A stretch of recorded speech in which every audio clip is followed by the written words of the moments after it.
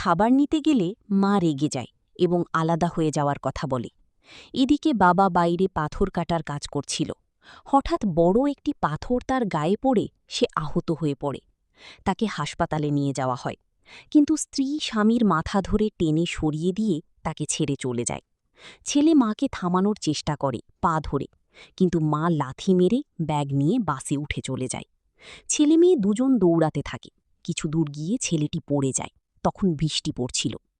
বাবা কষ্টে পড়ে থাকে আর কাঁদে। এদিকে ছোট ছেলে মেয়ে নিজেরাই রান্না করে। মেয়েটি বাবাকে খাবার খাওয়ায়। ছেলেটি মাছ ধরতে যায়, একটি মাছ পায়, কিন্তু বৃষ্টির মধ্যে ফেরার সময় একটি গাড়ি এসে তাকে আরও ভিজিয়ে দেয়। সে হতাশ হয়ে বসে পড়ে। পরে রান্না করতে গেলে হঠাৎ আগুন লেগে যায়। ছোট মেয়েটি বাবাকে ডাকলেও বাবা উঠতে পারে না। তারা কষ্টে একটি কুঁড়ে ঘরে আশ্রয় নেয়।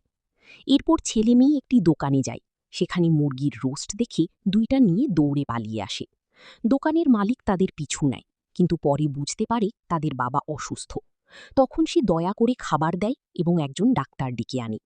বৃষ্টির মধ্যেই ডাক্তার এসে বাবার চিকিৎসা করে, আর মালিক তার খরচ দেয় এবং তাদের জন্য খাবার দিয়ে যায়। ছেলে মেয়ে খুশি হয়ে যায়।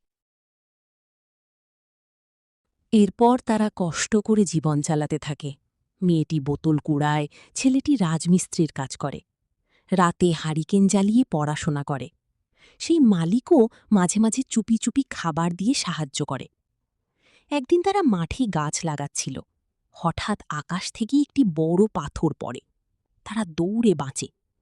পরে দেখে পাথরটি আসলে সোনা। তারা সেটা বাজারে নিয়ে বিক্রি করে অনেক টাকা পায়। সেই টাকা দিয়ে তারা আগের সাহায্যের মূল্য পরিশোধ করে এবং নতুন বাড়ি তৈরি করে। এরপর পুরনো স্ত্রী ফিরে আসে, কান্না করে ক্ষমা চায়।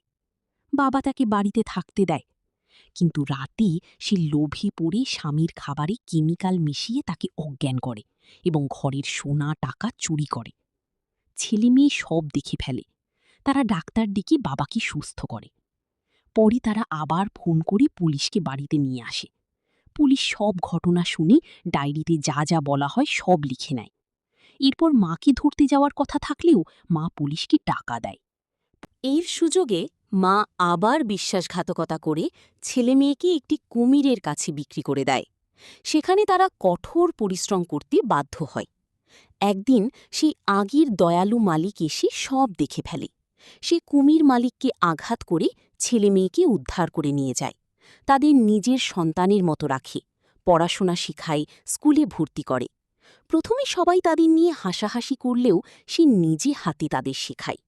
সময়ের সাথে তারা বড় হয়, পরিশ্রম করে, ভালো ফলাফল করে এবং শেষ পর্যন্ত পুলিশি চাকরি পায়। একদিন তারা অভিযানে গিয়ে সেই কুমির মালিককে ধরে ফেলে। তাদের মা দূর থেকে দেখে পালিয়ে যায়। শেষে তারা অন্যায়ের বিরুদ্ধে জয়ী হয় এবং তাদের কষ্টের জীবনের অবসান ঘটে। এখানেই গল্পটি শেষ।